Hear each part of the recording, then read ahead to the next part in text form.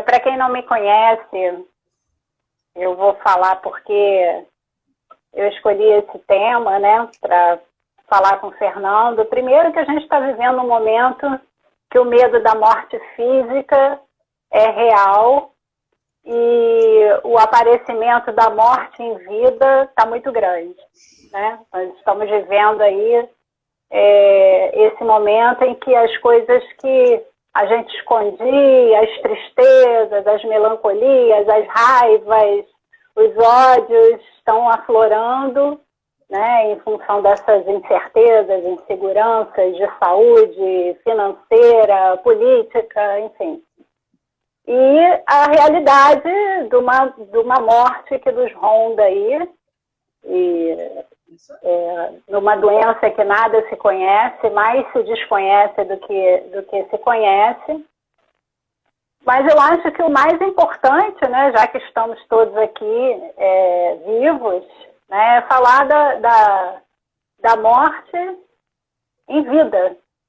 Né, o quanto que a gente se esconde da vida usando 1001 estratégias para permanecer morto, né, sem a vida real, a vida plena, sem felicidade, sem alegria, escondidos por nossa contenção maior, que são as neuroses, né? E aí, Fernando, fala para mim. Fala desse assunto que eu estou doida para te ouvir. Esse assunto me interessa muito, né? Ele sempre me interessou. Até eu estudar um pouquinho sobre a morte, eu achava que eu era tanto quanto cercado pela morte, porque a morte foi um evento assim absolutamente constante na minha vida, né? Enfim. Na nossa, né? Sim, de seres queridos, de seres amados, próximos, enfim, desde muito cedo, né? E fora as minhas 3 quase mortes, né? Enfim, que foram experiências muito interessantes também. Então, mas depois eu descobri que, na verdade, eu não era quase cercado pela morte, eu era totalmente cercado pela morte. A morte fazia parte da minha vida. E, enfim, e tentar entender isso que é uma loucura que a gente faz na nossa cultura, né? E como a gente lida com isso. Enfim, então sempre foi uma coisa que me interessou muito. Então eu sempre fui atrás desses conhecimentos de quem tinha mergulhado nessa tentativa tão negada na nossa cultura de lidar com esse fenômeno que faz parte da nossa existência. Enfim, não faz parte exatamente da nossa vida, mas faz parte da nossa existência. Então, eu decidi dividir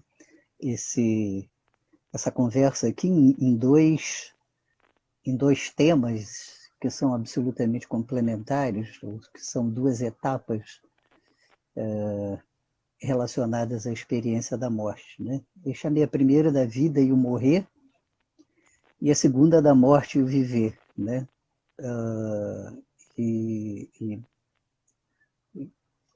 Espero que eu não tenha chocado todo mundo, que eu tenha juntado morte e vida no mesmo capítulo, né?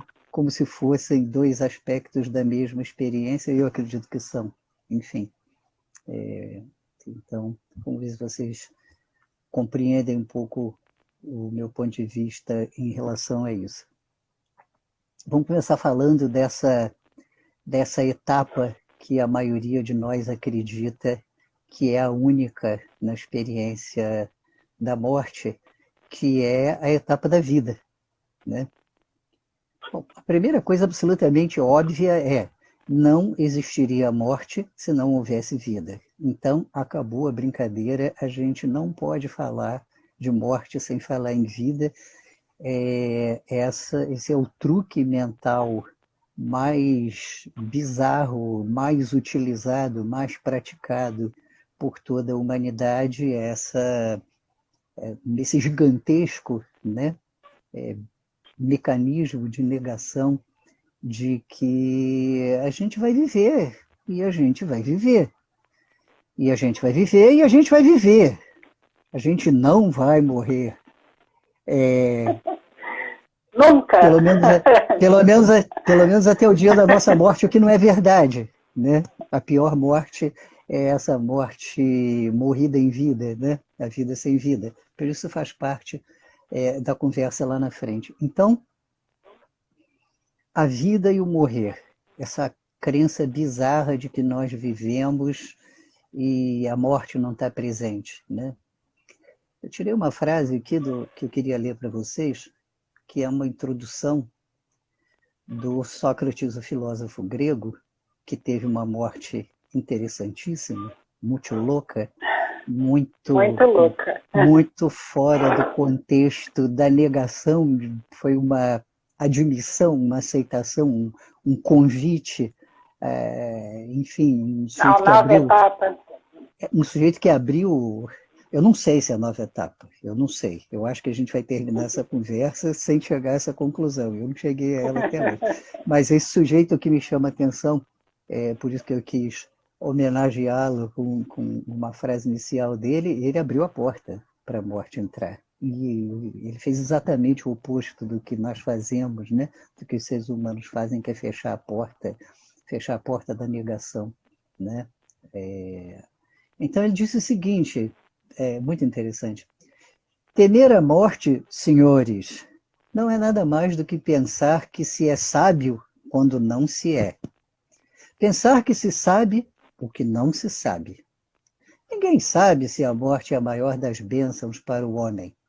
Ainda assim, os homens a temem como se soubessem que ela é o maior dos males. E, com certeza, a mais censurável das ignorâncias é acreditar saber o que não se sabe. Então, o que eu acho muito bacana nisso daqui é que o sujeito colocou a morte no lugar dela.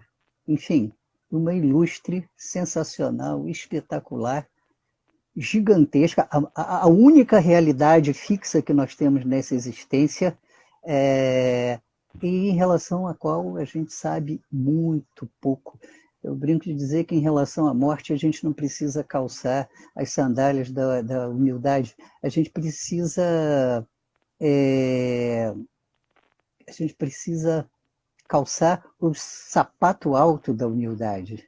Enfim, e admitir... Olha só, Fernando, para quem não te segue, para quem não está te seguindo, para quem você... É porque o seu perfil é um perfil individual e está fechado, né? Então, as pessoas que você não tem como amigo, que estão tentando entrar na live, não estão conseguindo. Tem solução para isso? Como é que a gente faz? A solução é a gente encerrar e você ir na configuração do seu perfil, ou a gente encerrar e tentar entrar pelo meu. Outra vez. Você é que está habituada a fazer essas lives aqui no Instagram. Se você achar porque você não está... eu acho que porque a Fernanda está pedindo para você abrir o seu perfil. Ah, não, a Roberta... Ah, não, tá todo mundo entrando, tá? Pelo meu perfil, manda buscar pelo meu perfil. A minha irmã entrou e não segue, a Roberta, minha amiga, entrou. Beleza. Tá? Pode seguir, tá? Virou Brasil. É. Virou Brasil. Bom, voltando lá nessa história do Sócrates, onde ele coloca as coisas numa perspectiva um pouco mais simples, né? Enfim, a gente não sabe. A gente não sabe, e a coisa mais ignorante que a gente pode fazer é assumir uma posição de que a gente sabe. Então a gente calça os sapatos altos da humildade e vamos investigar essa experiência extraordinária que deve ser morrer, na perspectiva de que nós estamos falando de uma experiência que é desconhecida para nós, né? Bom, como é que isso funciona no mundo da gente, né? Vamos colocar isso do ponto de vista objetivo nesse momento, né? Isso é uma média, né, anual. 55,3 milhões de pessoas morrem a cada ano. 55 milhões de pessoas é muito mais do que a população de muitos países no mundo. Isso significa que alguma coisa perto de 152 mil pessoas morrem a cada dia no mundo. Vamos lá, vamos acompanhando, olha que bacana. Isso significa que mais de 6 mil pessoas morrem por hora, o que significa que 105 pessoas estão morrendo por minuto.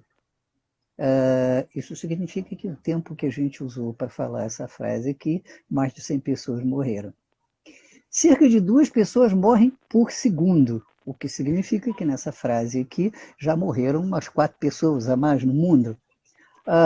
E isso nos dá uma perspectiva, olha que coisa extraordinária, de que alguma coisa, mais de 7 mil pessoas vão morrer se essa live durar um pouco mais de 1 hora. O que isso significa? Isso significa que, do ponto de vista da morte, ela é absolutamente banal. Ela é absolutamente comum. E ainda assim, provavelmente, todos nós consideramos começou. Hoje não tem jogo do Flamengo aí na tua casa, não. Tem, hoje tem Fla-Flu.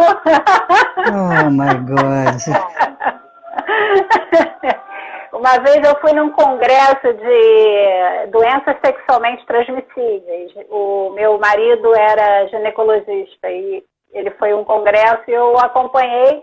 E numa das palestras o sujeito abriu assim: a vida é uma doença sexualmente transmissível e que inexoravelmente leva à morte. E aí ele começou lá a palestra dele, né? Então, esses dados todos estão falando isso, né? Inexoravelmente, a gente tudo que está vivo vai morrer. A gente só não concorda com a palavra doença, né? Claro. Mas considerando... Estava no contexto. Sim, eu sei.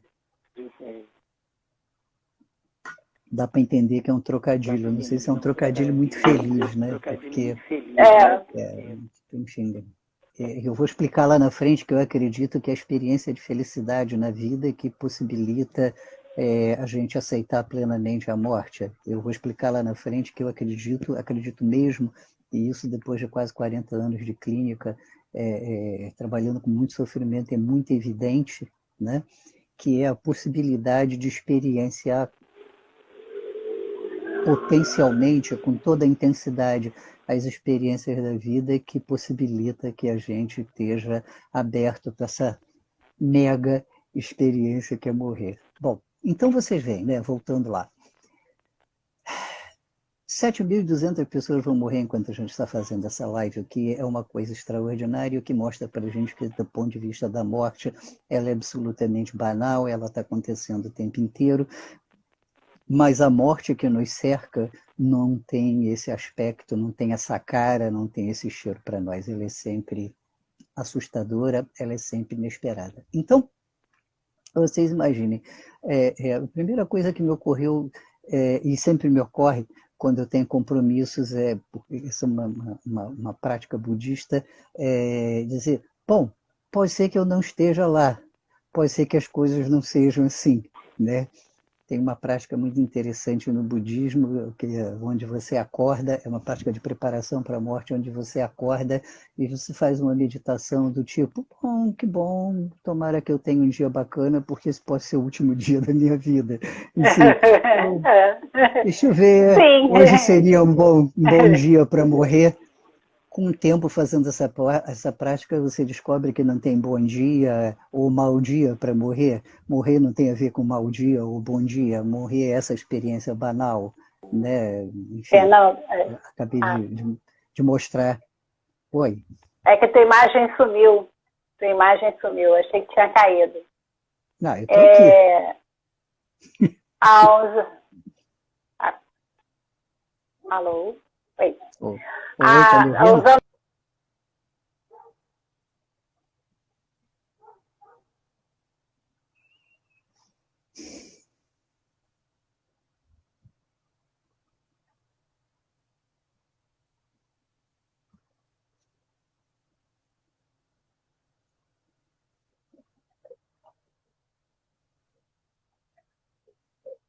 si. A frase, o texto era longo, né?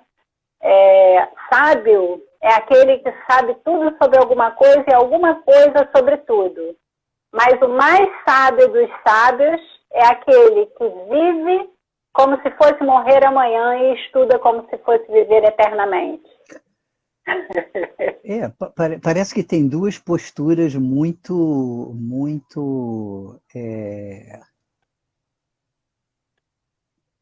ignorantes, né? Ou seja, que ignoram algum tipo de conhecimento em relação à morte. Dois tipos de pessoas e duas posturas muito clássicas em relação à morte. E eu acho que a primeira postura muito ignorante em relação à morte é você se preocupar excessivamente com a morte. E a outra postura muito ignorante em relação à morte é você não se preocupar de forma nenhuma com a morte. Enfim, todas essas duas posturas provavelmente vão colocar você numa posição muito difícil diante dessa experiência. A gente vai falar um pouquinho da experiência do morrer em si na segunda parte dessa conversa. Então, vocês imaginem se agora na abertura dessa conversa as pessoas fossem chegando e você dissesse para elas, escuta, não vai ter live porque o Luiz Fernando morreu. E as pessoas diriam, oh, mas como assim, né? E tem aquelas frases clássicas, mas ele estava tão bem, mas eu falei com ele essa semana, eu vi uma postagem dele no outro dia no Facebook, não parecia ter nada errado. As coisas não precisam estar erradas para você morrer, porque a morte vai acontecer, inevitavelmente. Enfim, então essa nossa estupefação, esse nosso choque diante da morte, ele não é derivado da experiência da morte em si.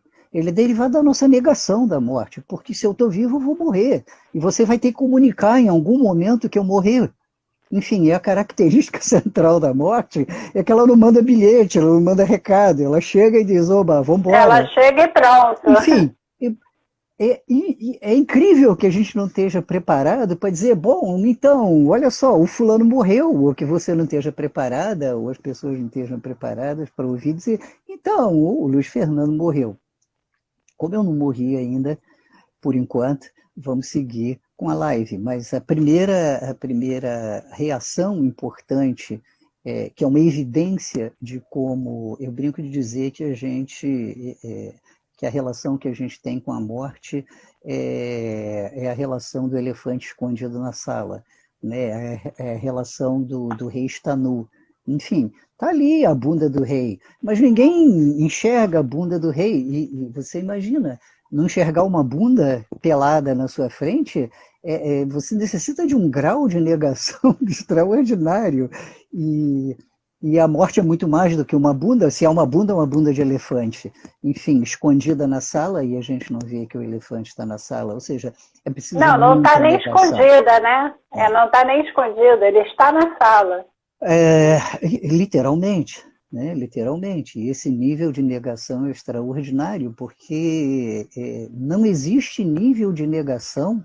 Não existe estratégia psíquica, não existe estratégia mental que tenha possibilitado, mensal, nem diária, nem, enfim, por minuto, que tenha possibilitado alguém escapar da experiência de morrer. Um dia o elefante vai se revelar, e vai se revelar de uma forma assustadora, porque isso é uma característica do nosso funcionamento, na nossa mente. Quanto mais a gente esconde alguma coisa, mais assustadora ela se torna. Enfim, então seria interessante que em algum momento a gente começasse a revelar o elefante, né? Eu acho que é a Ana que está caindo, sim.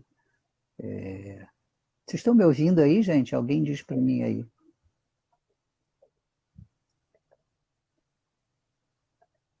Perder, né, para a morte, uma pessoa que você ama demais, né? Imagina, eu acho que ela deve estar pensando nos filhos, né? Ela tem filhos pequenos.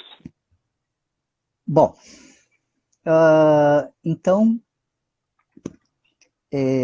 esse fenômeno extraordinário de viver como se a morte não fizesse parte da nossa vida, enfim, como se ela não tivesse uma relação direta com a intensidade. Para mim, a relação que existe é o seguinte: a negação da morte ela está diretamente associada à experiência que uma pessoa tem da sua vida como uma vida viva, como uma vida que é caracterizada por movimento, transformação, mudança. Enfim,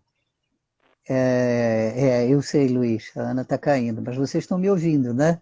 Beleza. Então, eu vou tentar trocar de lugar aqui. Beleza. Só não vai. Só é que eu estou cheia de criança em casa. Não, estou cheia de criança em casa. Está todo mundo cada um com o celular na mão, por isso. A internet está falhando. Então, a estratégia central da negação da morte, ela é derivada, na minha opinião, de um processo que é o processo central de formação das nossas estruturas, né? Das nossas estruturas existenciais, não só das nossas estruturas psíquicas, ou seja, das nossas estruturas somáticas também, que é o processo que nós chamamos de encouraçamento, né?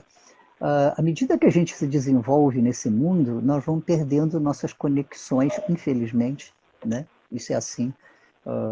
Os resultados disso todo mundo conhece, né? É só olhar para a estrutura do mundo no qual a gente vive, né? Com desigualdades econômicas, sociais, miséria, problemas políticos, econômicos, enfim, todo esse tipo de coisa, e a gente sabe que alguma coisa deu muito errado no desenvolvimento do ser humano.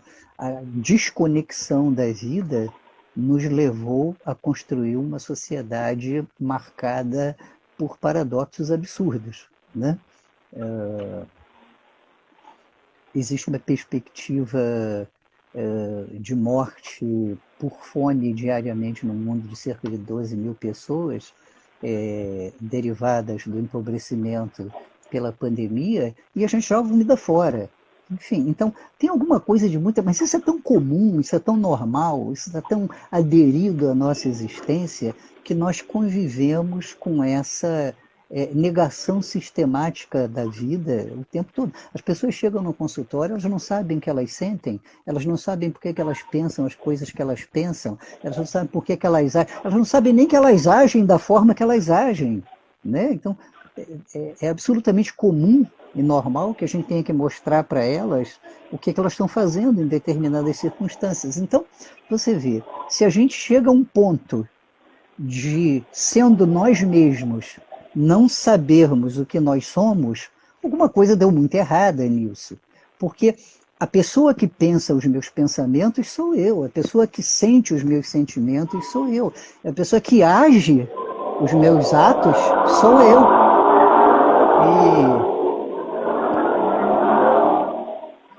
Caminhão. Deixa eu passar o caminhão. Caminhão. É isso que eu estou me referindo. Se a gente aceitar que tem impermanência, o caminhão vai passar, a gente respira. O caminhão vai passar, a gente respira, espera, vai. O caminhão vai passar. Pensar que a morte não faz parte da vida é uma questão de sobrevivência. Roberta, eu não sei, eu penso que eu tenho uma relação boa com a morte, né? Eu não passei por ela pessoalmente, tanto que estou aqui. Mas eu tive mortes muito dramáticas na minha vida, né? Com suicídio, assalto e uma doença terminal muito grave, muito rápida. Então, eu acho que a morte faz parte da vida, né? A gente só morre porque está vivo.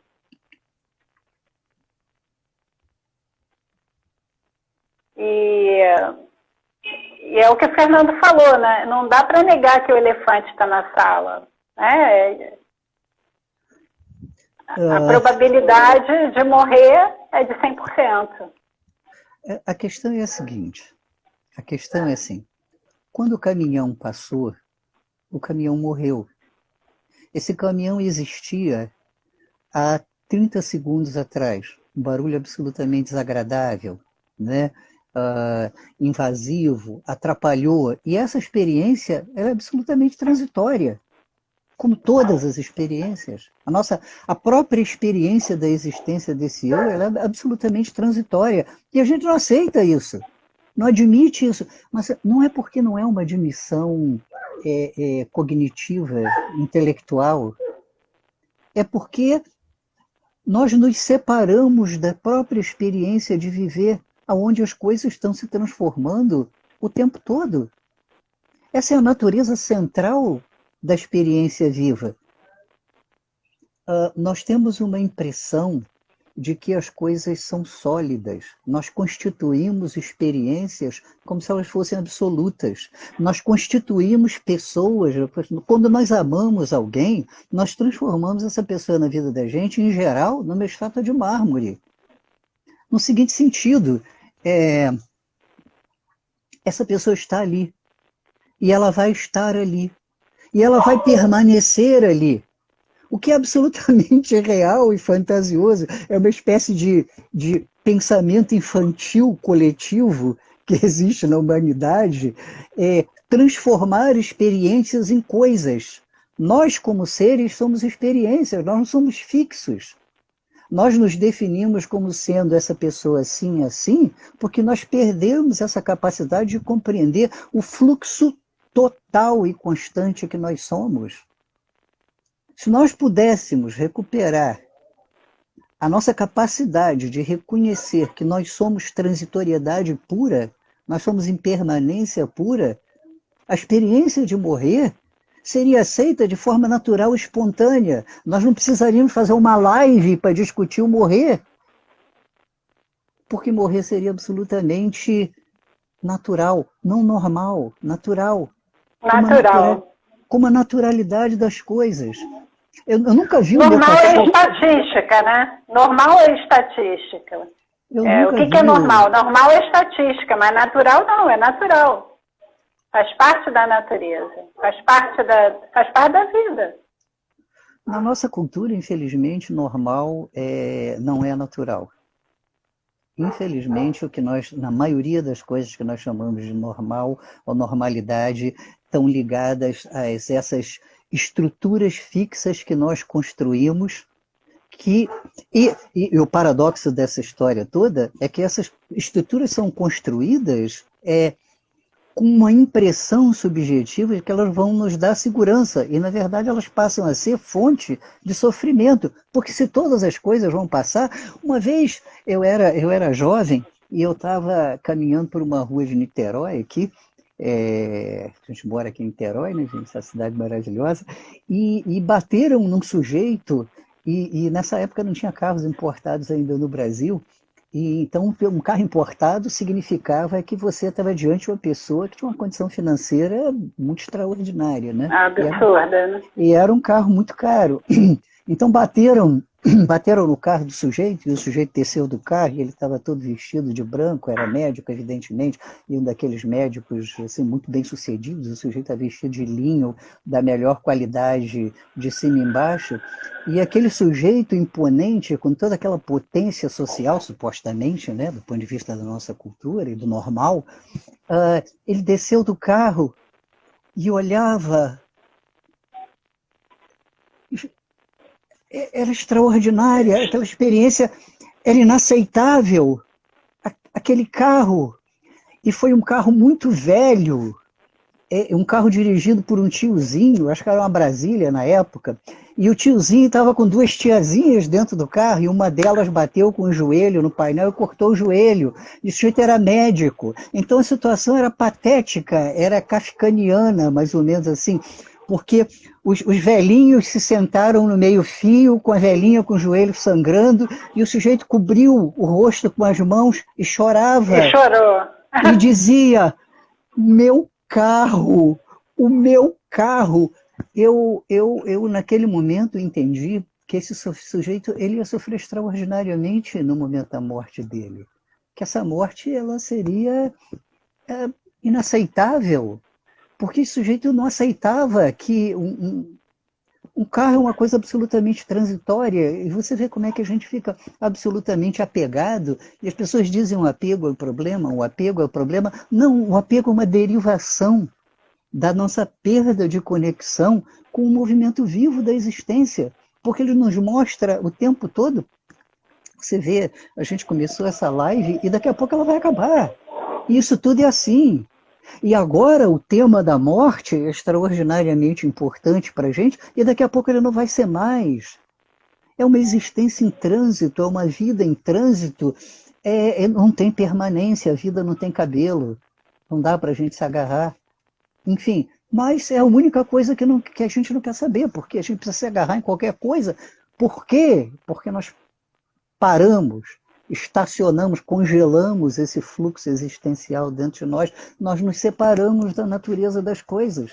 Então, uma experiência absolutamente natural de desaparecimento de algo que aparentemente, só aparentemente, era objetivo, permanente, era concreto, era uma coisa, nos choca. Ô, Fernando, e essa coisificação do ser humano leva a muitas outras patologias, né? O sujeito, o homem que coisifica a mulher, e aí ele pode ter várias, porque ela não é uma pessoa com emoção, com sentimento, ela é uma coisa.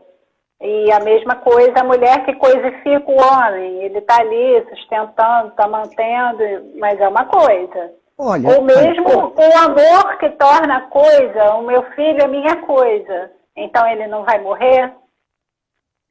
É isso que você está falando? Olha só. Esse funcionamento espontâneo e natural da existência, ele é caracterizado por algumas formas específicas de como a vida se estrutura. A vida se estrutura através de fluxo e pulsação. As coisas estão indo de um lugar para outro lugar. Tudo. Quando eu digo tudo, tudo mesmo. Pensamentos, tudo mesmo. Sensação. A comida no seu estômago está sendo digerida indo para o intestino e ela está sendo movida por fluxo e pulsação. Os pensamentos na sua mente, elas estão fluindo de algum lugar para algum lugar num determinado ritmo.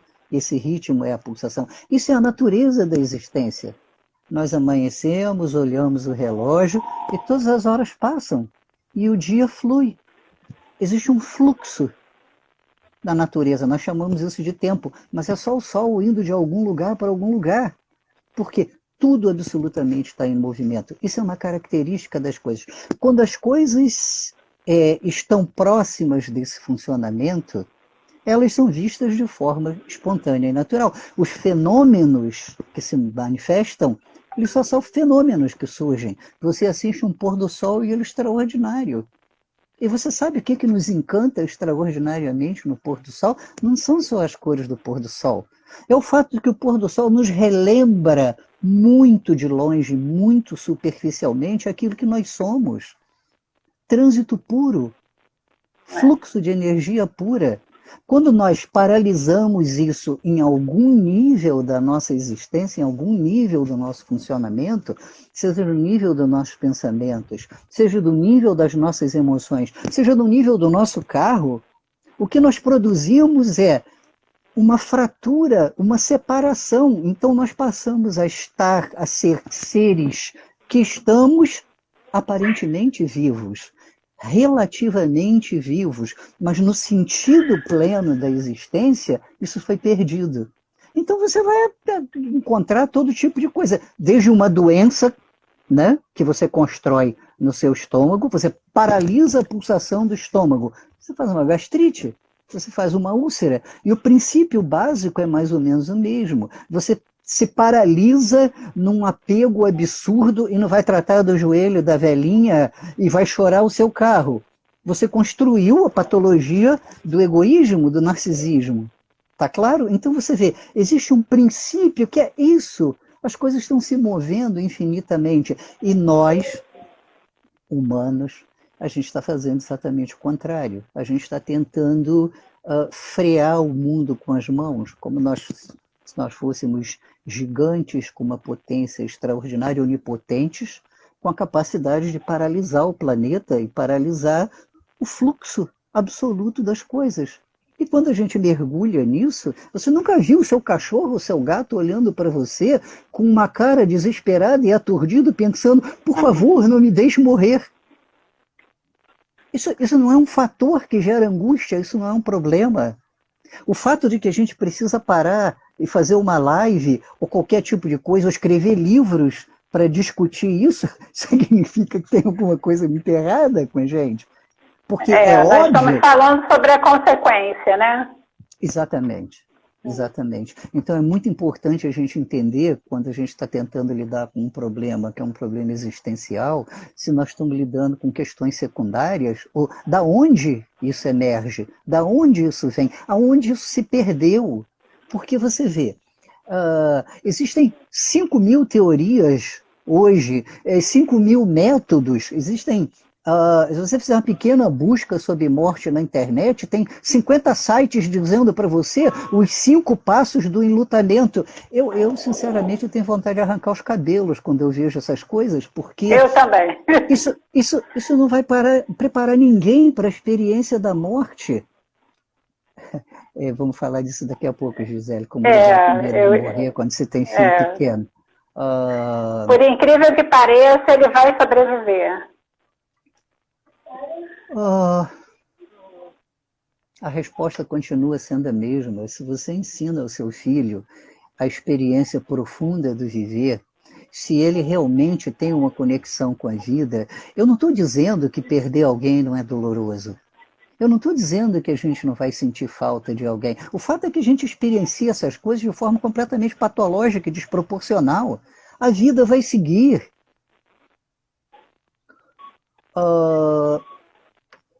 E se a vida não seguiu, não foi a vida que não seguiu, foi você que não seguiu. Foi ele. Você que ficou congelado e paralisado naquela experiência.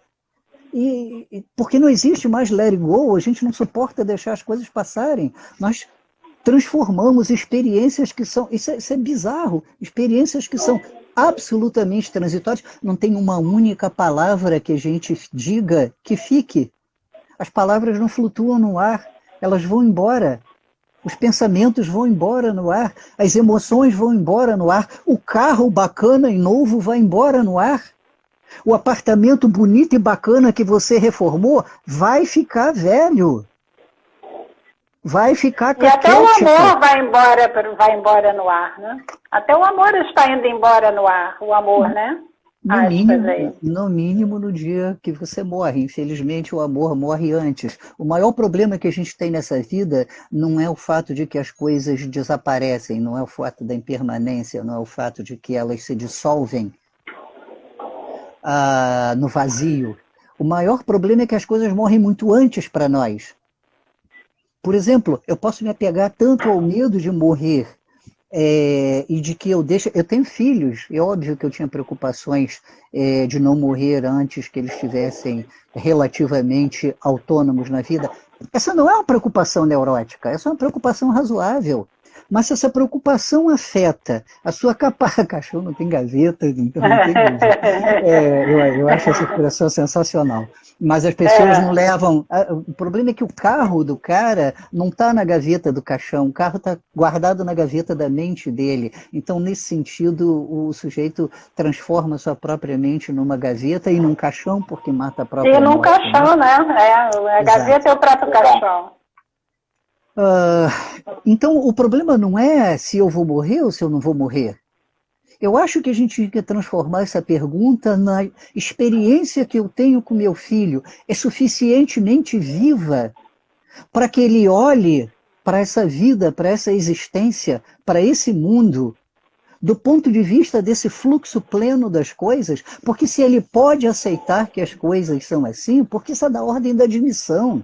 As coisas nos mostram isso todo o tempo. Se esse filho pode olhar para isso assim, ele vai poder processar a morte da mãe. E ele não vai morrer junto com a mãe, morrer emocionalmente, morrer psiquicamente. Enfim, Então eu acho que a pergunta ela devia ser de uma outra ordem. A minha preocupação, se eu vou morrer antes que os meus filhos estejam prontos, poderia ser substituída por um questionamento da ordem do...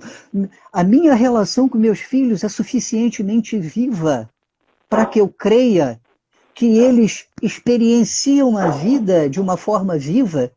Porque se eles experienciam a vida de uma forma viva, eles não vão experienciar a minha morte de uma forma morta. Eles não vão morrer juntos. Parcialmente, inteiramente.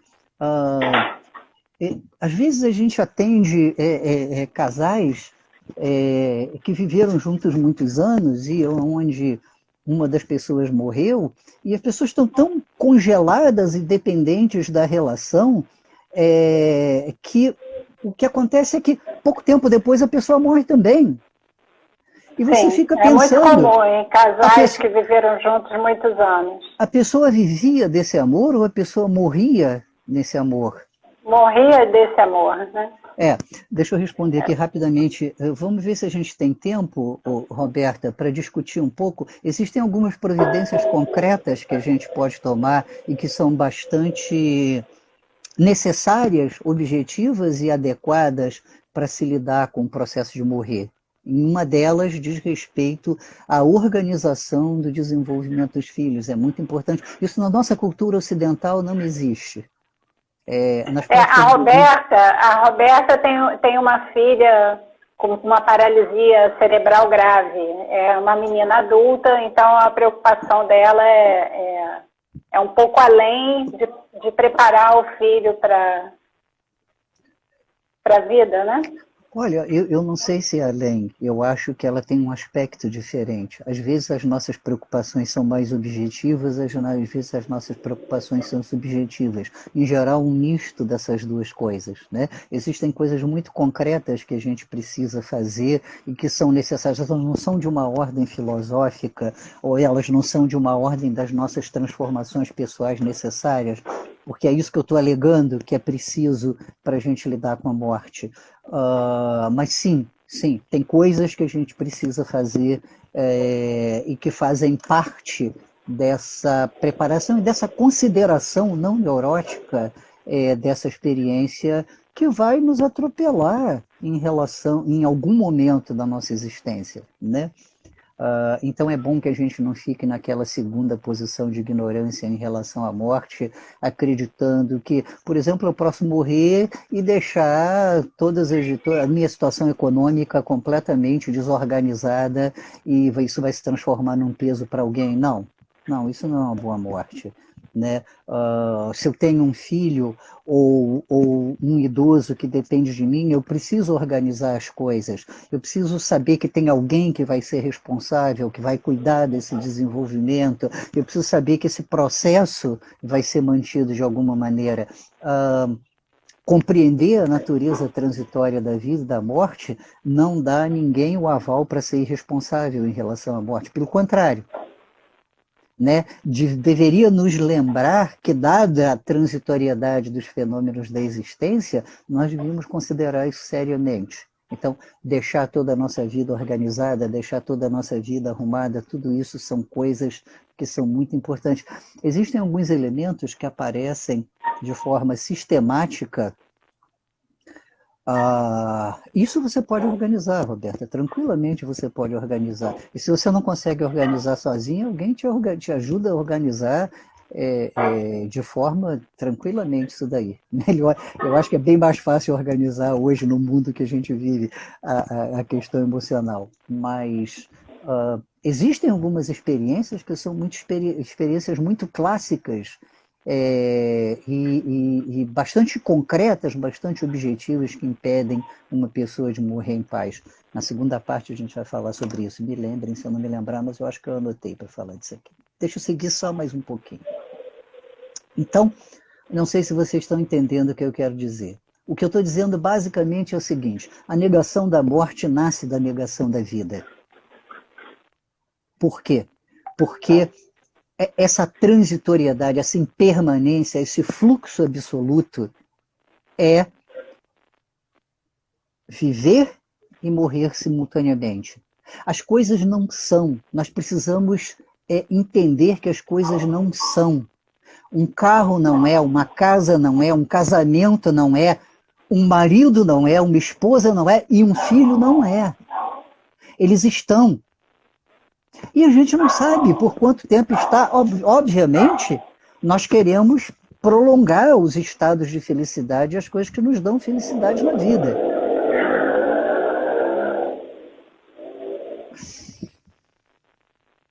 Transitório. A impermanência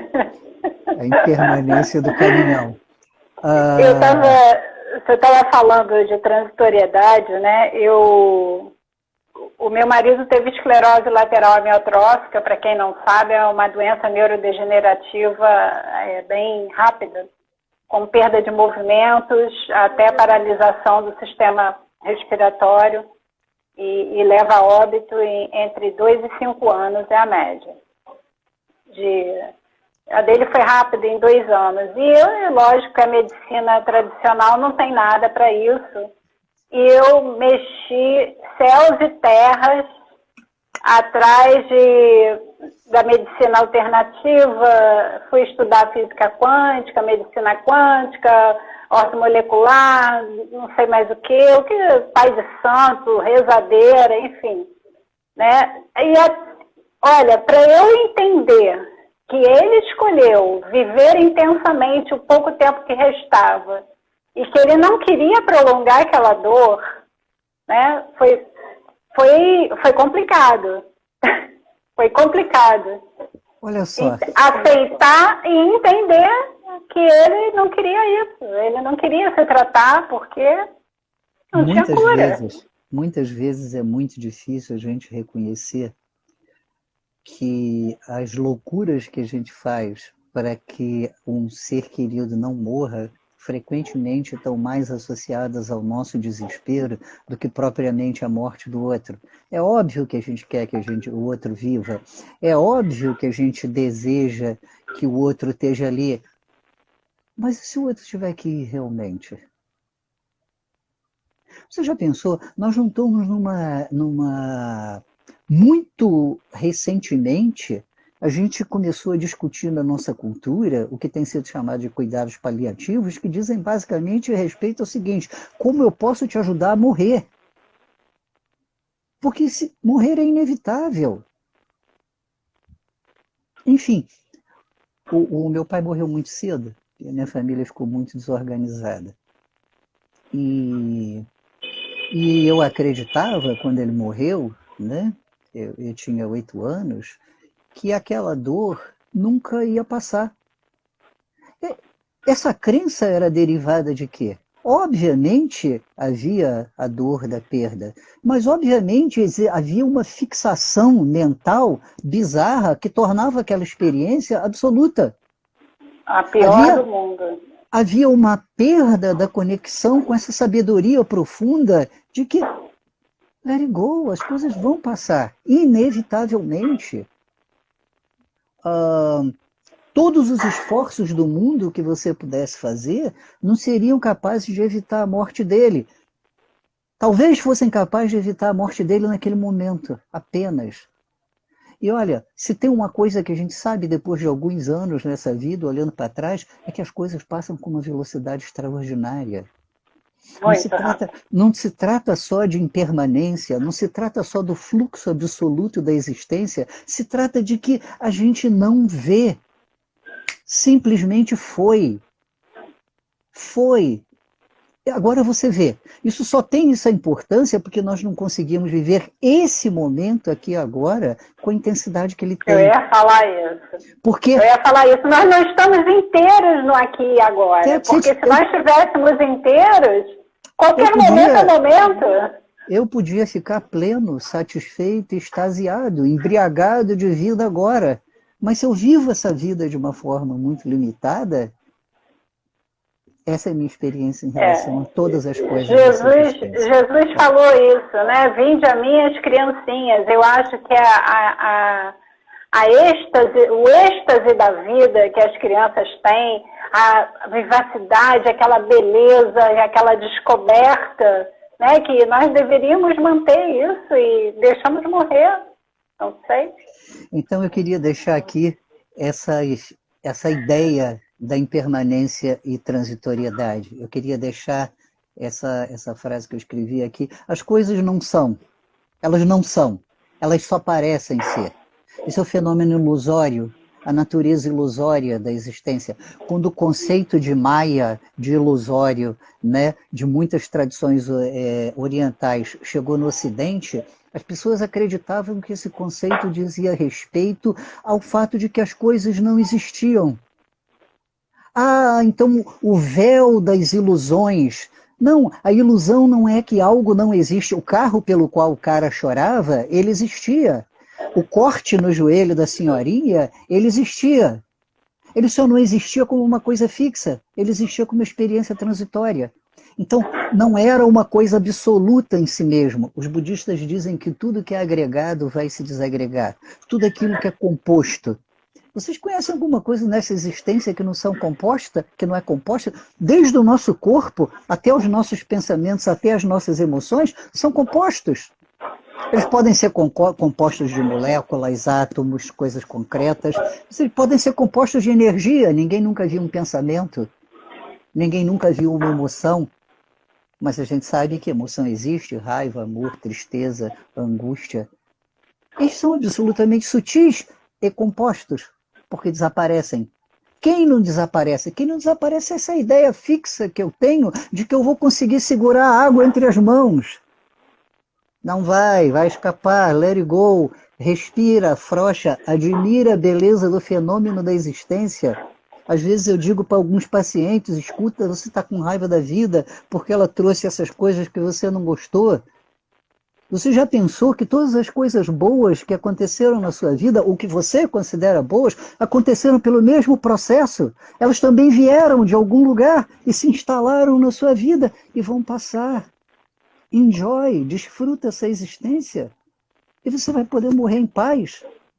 Inclusive das coisas ruins. Quantas coisas você considerou que eram ruins na sua existência e que deixaram de ser em algum momento e você entendeu que a própria conotação ou julgamento negativo de que você fazia daquela coisa. Eu já atendi 1 zilhão de pessoas que vieram completamente esfaceladas por uma separação no consultório e que depois de algum tempo disseram assim, 2 anos depois... A melhor coisa que aconteceu na minha vida. É isso mesmo.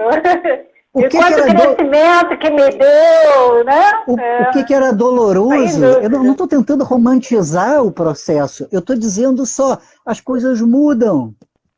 A própria avaliação que nós fazemos dos fenômenos da nossa existência também muda, dependendo da forma como a gente as olha. Eu escrevi uma coisa muito interessante aqui. Impermanência e transitoriedade. As coisas não são, elas só parecem ser. Então, se elas só parecem ser, aonde está o problema? Olha que coisa extraordinária, como isso desloca completamente o eixo do problema. Se as coisas só parecem ser, o problema não está nas experiências. O problema está nos nossos olhos. O problema está na forma como a gente constitui todas as nossas experiências de vida como absolutas, porque nós nos cristalizamos como pessoas relativamente mortas. Bom.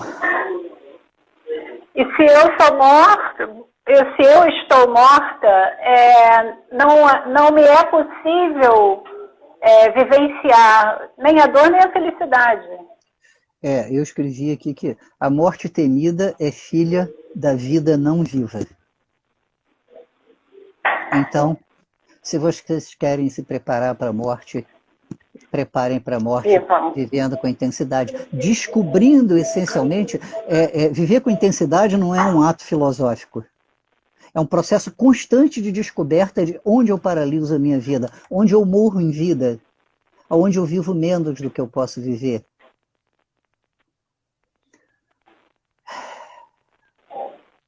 Então, o que eu proponho é que a gente viva a nossa vida com uma experiência de morrer permanentemente. Ou seja, cobrir o elefante na sala não vai resolver Não o problema, adianta.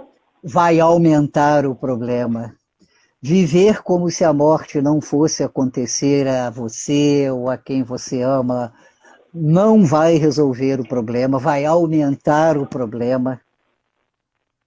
Imagina se você puder capitalizar o medo que você tem de que seu parceiro morra, dizendo, bom, então eu vou desfrutar profundamente hoje dessa relação porque essa pessoa está aqui agora. Não se trata do que eu preciso construir no futuro para viver o amor com essa pessoa. Se trata de como eu desconstruo a experiência viva hoje. Entende? Uhum. Bom, vamos falar um pouquinho da segunda parte, a morte e o viver, aonde o foco passa do processo de viver intensamente para se preparar para a morte, para utilizar a morte para se preparar intensamente para viver. Para a Né? vida. Pois eu sei que é efêmero, eu tenho que fazer o possível e mais um pouco para viver o melhor possível. Eu só me preocupo um pouco com isso que a gente sabe de eu sei. A maioria das coisas que a gente considera que a gente sabe é um conhecimento intelectual, é um conhecimento vazio. Eu estou falando de experiência concreta, eu estou falando de experiência objetiva, eu estou falando de um processo ativo de transformação pessoal, de engajamento nesse processo de descoberta, de curiosidade, de amor profundo por si mesmo, né?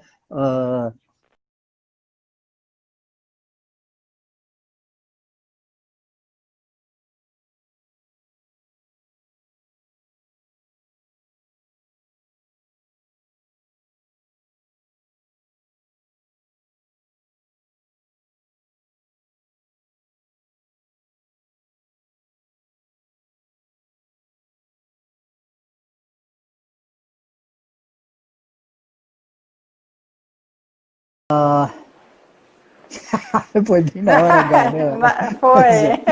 Então, ela me chamou, então, ela me disse assim, você sabe que eu tomei uma decisão, né? Inglesa, né? Eu digo, e qual foi a decisão que a senhora tomou? E ela me disse assim, ela não me disse, eu vou ligar para o meu filho.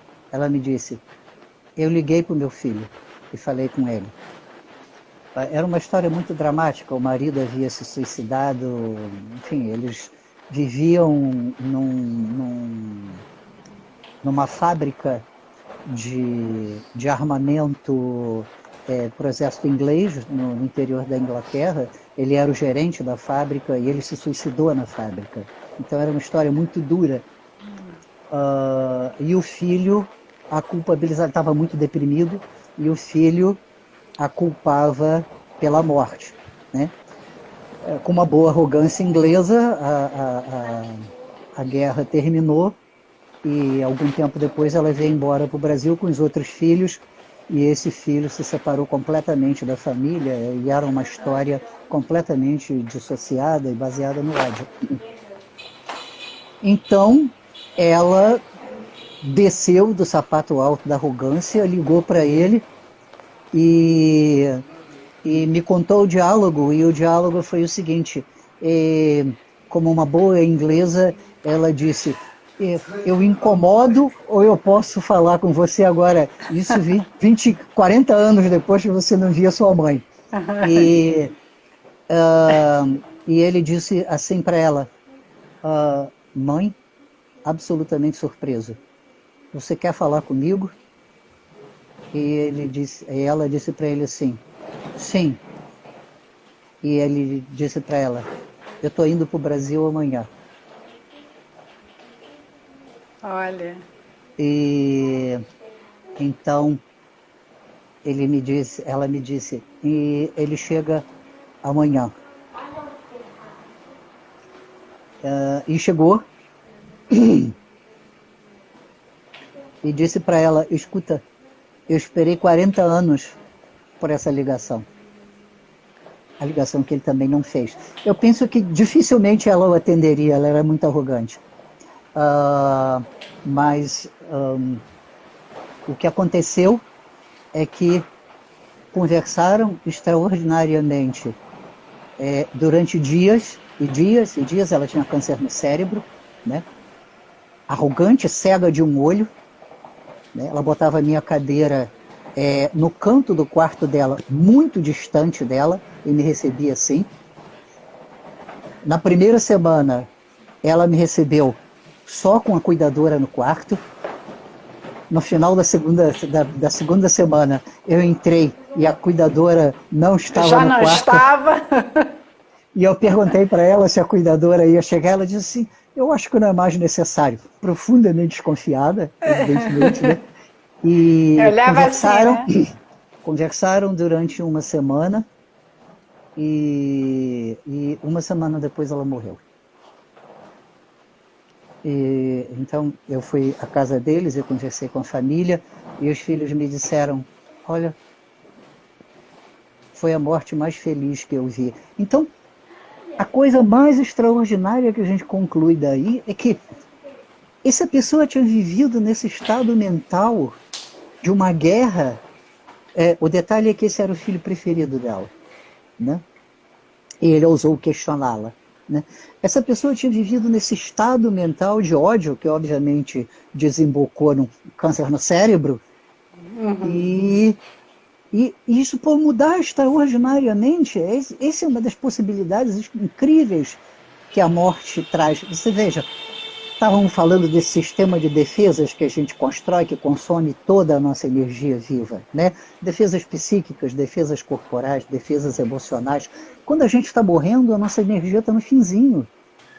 Então nós temos Abre espaço, né? o Abre espaço. extraordinário, nós temos o extraordinário handicap de que nossas defesas baixam. E isso cria possibilidades extraordinárias. Então, você pode se aproximar de quem está morrendo como alguém que está vivendo essa morte. Nós precisamos viver a morte de quem a gente ama para aceitar essas mortes. Nós precisamos viver a nossa vida para aceitar a nossa própria morte e, portanto, facilitar a nossa morte para quem nos ama. Isso é a nossa responsabilidade em relação ao nosso morrer. Nós não podemos transformar, como na nossa cultura, a nossa morte num peso para o outro. Agarrados desesperadamente a uma vida que já se foi. That's okay. That's okay. De fato, that's okay. Então, a gente Inexoravelmente, that's okay. quitar Porque nossos mesmo problemas. você não vai dar o ok, mas vai acontecer. Então que seja de uma forma bonita. Vai morrer? Conversa com alguém. Vai morrer? Fala sobre as coisas que você sente que na sua vida provocaram sofrimento em alguém, provocaram sofrimento em você mesmo, provocaram sofrimento nesse mundo. Abre o coração. O coração vai acabar. Você não precisa levar um coração cheio de medo, cheio de raiva, cheio de ódio para dentro do caixão. Do caixão. Exato. Isso vai ser uma perturbação tremenda Na na sua verdade, morte. eu acho que não é levar o seu caixão de vida para dentro do seu caixão de morte. That's it. A mulher viveu num caixão 40 anos. Exatamente. É o que eu chamo de uma vida não viva, né? Então, confessa, admite, fala com alguém, conversa com quem você ama. Lembre-se que essa vida é um grande teatro, é uma grande ilusão. Lembre-se que tudo que você acredita, que você pensa seriamente que é permanente, não é. A live já vai acabar, e foi tão legal, e vai passar, e tchau. E é isso. E o grande barato foi a gente viver isso com intensidade aqui juntos. É isso. Essa energia, essa vai ficar. Pode se despedir. Ô Glenda, é isso que ele está falando, que a vida seja uma eterna despedida, que você fique bem o tempo todo, porque quando chegar a hora, eu posso morrer hoje? Hoje eu fiz tudo aquilo que eu deveria ter feito, eu já fiz as pazes com quem eu deveria ter feito, eu já amei verdadeiramente quem eu deveria amar? Eu posso morrer hoje? Lembre-se que essa vida é um grande teatro, é uma grande ilusão. o que não significa que o filme não está passando na tela. Vocês já viram que fenômeno extraordinário quando a gente assiste um filme? Nós saímos das nossas próprias vidas e mergulhamos naquela história como se ela fosse real. Esse é o nosso processo de viver, um filme projetado na tela da nossa mente. A maior tela que existe nessa existência está dentro da nossa própria mente. Nós olhamos para essas projeções e podemos reconhecer que elas são projeções. Não é que elas não existam, mas elas existem como um filme que está se desenrolando ali. Então,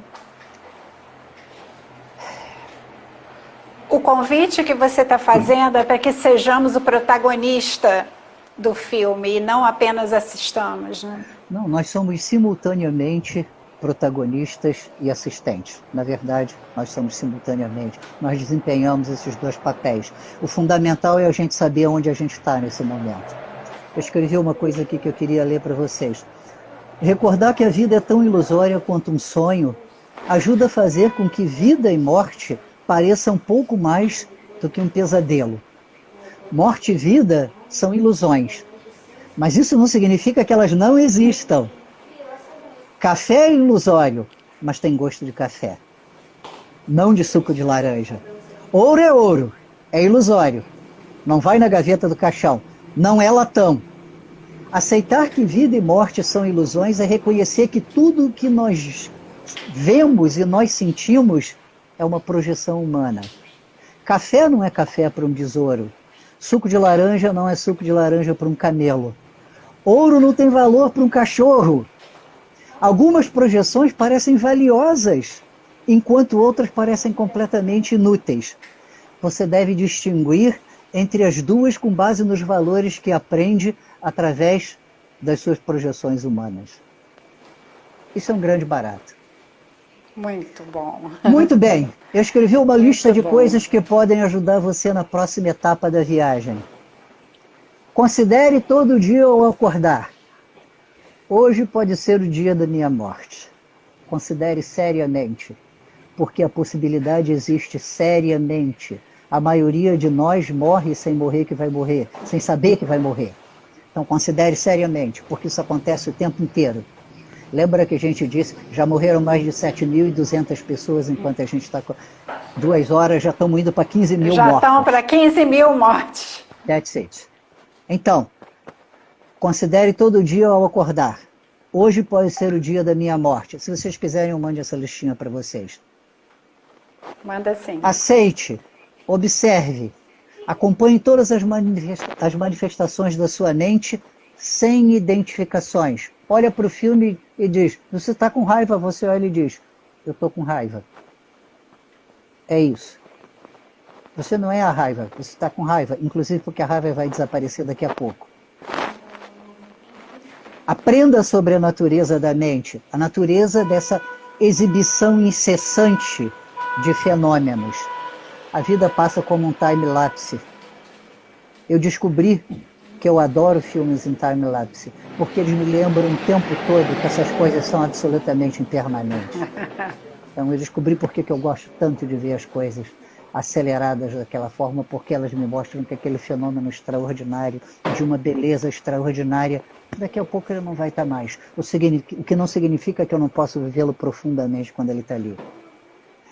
É preciso perder o medo do fato mais óbvio da existência. Tudo deixará de ser porque nunca teve uma constituição absoluta. Pratique a transição da consciência. Mente alerta, essa mente desperta, aqueles 3 estágios que eu falei, mente adormecida, mente que sonha. Lembre-se, nenhuma teoria ajuda a morrer, nenhum conselho ajuda a morrer. O que ajuda a morrer é viver os conselhos, é viver a teoria e transformar isso no que nós chamamos lá no início de experiência orgânica. Você pode ter 5.000 listas que não vão te ajudar a morrer, a menos que você as pratique. Eu chamo isso de estado de cognição nua. O estado onde a gente abre a nossa mente para observar completamente como nós somos. Totalmente. Sem restrições. sem críticas. E isso não quer dizer aceitação, o carimbo da aceitação, como eu disse.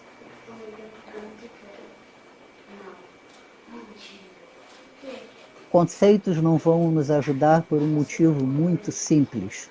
A morte vai derreter todos os conceitos. Ninguém voltou da morte para nos ensinar o caminho e nos disse: você sabe, morrer é assim. O melhor luto é viver e honrar. Você ama quem se foi? Viva para honrar esse ser que se foi. Viva transformando sua vida num ato de honra a esse ser. Esse ser era honesto, pratique a honestidade. E não estamos falando de elogio de caixão, porque no caixão todo mundo é legal. Ah, mas fulano era excelente. E você conhecia o fulano e sabia que o fulano era um grandíssimo do filho da puta. Mas não tem defunto ruim, eu brinco de dizer que não tem defunto ruim. Né? Defunto é sempre uma pessoa extraordinária. E por que nós precisamos elogiar a criatura morta que está ali? Precisa mais uma estratégia da gente se livrar da angústia da morte. Então, o melhor luto é viver e honrar.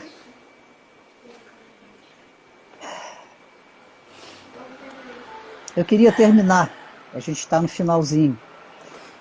Já foi bem mais tempo do que a gente pensava. Né? Do que esperava. Três sessões. Né? Mesmo aquilo que dura muito acaba também. Enfim. Então vamos exercitar essa sabedoria do final. Né? Eu comecei com uma citação do Sócrates e vou terminar com uma citação do Sócrates. Porque eu admiro extraordinariamente a forma como ele morreu. Né?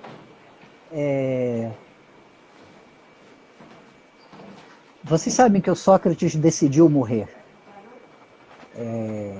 Ele foi julgado como um revolucionário porque negou os deuses gregos ou porque ele ensinava coisas como liberdade. Então, ele foi morto pelas pessoas que sempre matam pessoas assim no nosso mundo, né? Como mataram Gandhi, como mataram Martin Luther King, como matam diariamente um monte de gente no nosso mundo. E então deram a ele a alternativa de escolher o exílio, onde ele não poderia ensinar ninguém, que era a grande paixão da vida dele, ou renegar as suas convicções. E ele disse, a resposta dele diante dessa questão foi a seguinte, e com essa resposta eu quero encerrar, agradecendo a todos vocês que dedicaram seus tempos de vida a considerar a morte. Espero que tenha sido a morte mais viva que vocês tenham vivido até agora. Né?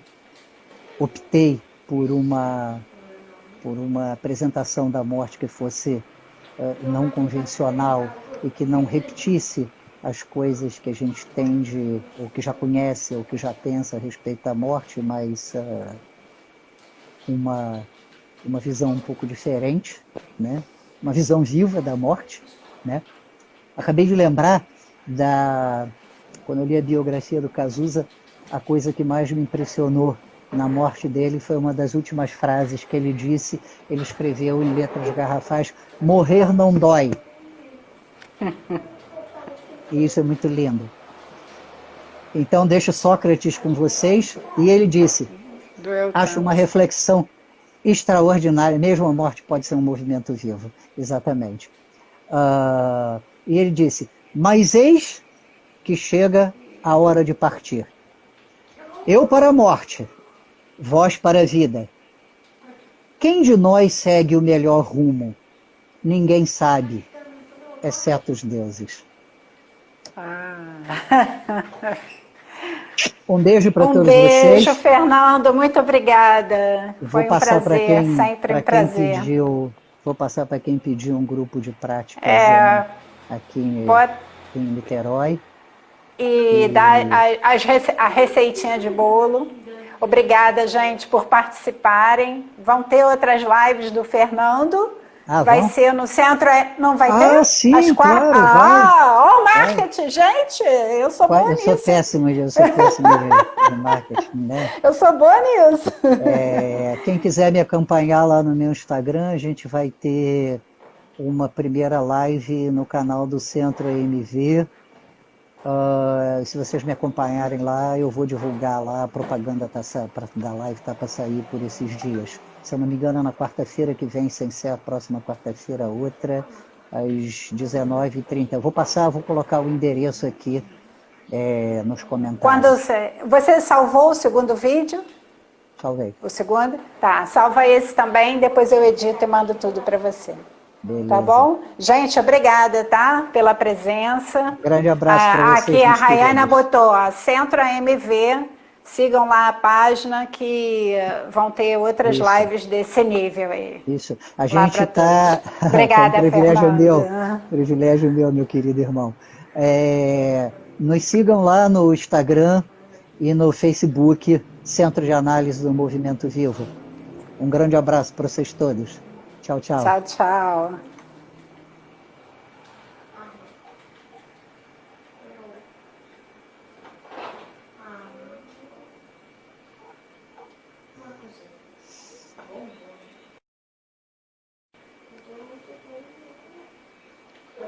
Lá em cima, Fernando, lá em cima, no canto da Já direita, achei. tem